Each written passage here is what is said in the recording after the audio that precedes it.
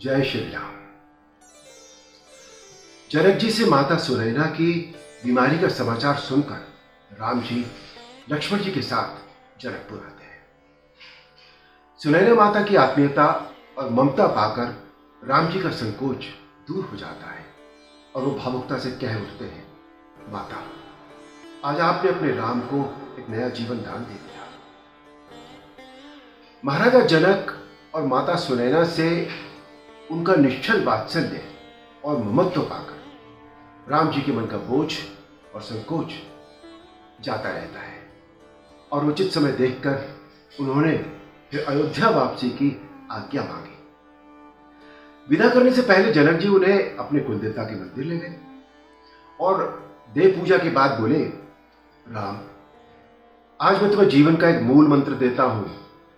जीवन में शुक्ल पक्ष और कृष्ण पक्ष दोनों का आना अनिवार्य है।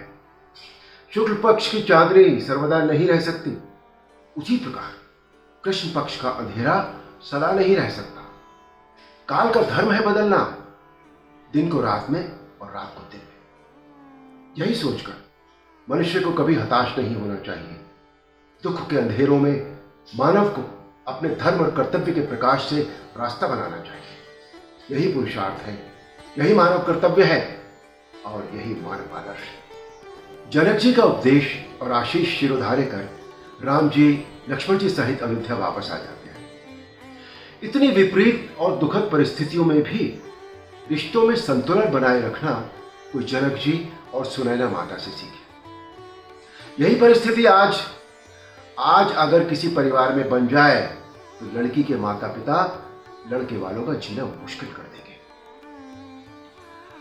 अयोध्या में गुरुदेव वशिष्ठ ने भी जनक जी के दिए हुए इस गूढ़ ज्ञान का समर्थन किया और राम जी को क्रियाशील होकर राजकाज में नए नए कीर्तिमान बनाने का परामर्श दिया। रात को जब राम जी विश्राम कर रहे थे, सोने से पहले राम जी के चरण दबाते हुए लक्ष्मण जी ने पूछा।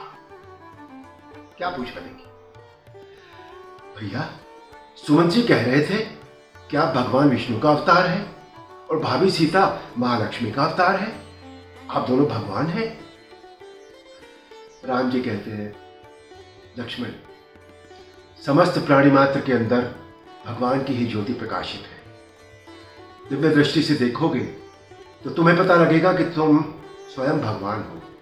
राम जी कहते हैं, लक्ष्मण, समस्त प्राणी मात्र के अंदर भगवान की ही ज्योति प्रकाशित है। दिव्य दृष्टि से देखोगे तो तुम्हें पता चलेगा कि स्वयं तुम भी भगवान हो। इसी प्रकार आर्य सुमंत्र भी भगवान का ही रूप है। जब यह जान जाओगे तो सारी दुविधा मिट जाएगी। सब कुछ जानने के बाद भी मानव इतना दुखी क्यों होता है भैया? लक्ष्मण जी के ऐसा पूछने पर राम जी ने उन्हें फिर समझाया। देखिए क्या समझाया। यही शरीर का गुण है। इस शरीर के अंदर जो मन है वही दुख और सुख, पीड़ा और प्रसन्नता की भावनाओं का वाहन है और माया हर प्राणी की परीक्षा उसी मन के द्वारा लेती है। सबसे बड़े महत्व की बात है कि प्राणी दुख और सुख के समय कैसा व्यवहार करता है। देखो लक्ष्मण, होनी तो होगी ही, परंतु उसका सामना प्राणी किस प्रकार करता है ये महत्वपूर्ण है। इसलिए भविष्य को जानने के फेर में मत पड़ो। वर्तमान का जो कर्तव्य है उसे निभाओ। भविष्य तो स्वयं ही नतमस्तक होकर तुम्हारे सामने आ जाएगा। होनी होकर ही रहेगी, पर हम अपने धर्म पर अटल रहे। इस प्रकार लक्ष्मण जी के बहाने राम जी ने सारी मानव जाति को धर्म और कर्तव्य का उपदेश दिया। मानव कल्याण और विश्व कल्याण के लिए राम जी की दी हुई हर सीख को हर इंसान को अपने हृदय में और अपने व्यवहार में धारण करना चाहिए। जय श्री राम।